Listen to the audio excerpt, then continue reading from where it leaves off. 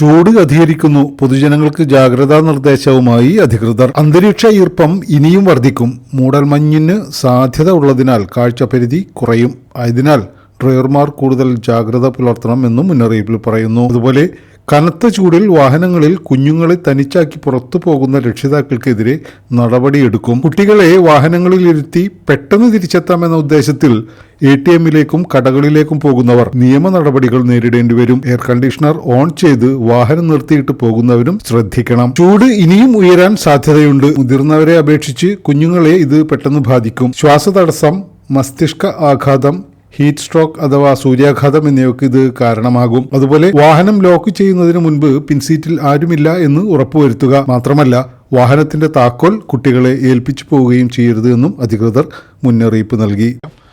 നിങ്ങളുടെ വിലയേറിയ അഭിപ്രായങ്ങളും നിർദ്ദേശങ്ങളും ഞങ്ങളെ അറിയിക്കണം. ഞങ്ങളുടെ ചാനൽ നിങ്ങളിലേക്ക് എത്തുമ്പോൾ അതിനെ ലൈക്ക് ചെയ്ത് സബ്സ്ക്രൈബ് ചെയ്ത് സപ്പോർട്ട് ചെയ്യുക. നന്ദി, നമസ്കാരം.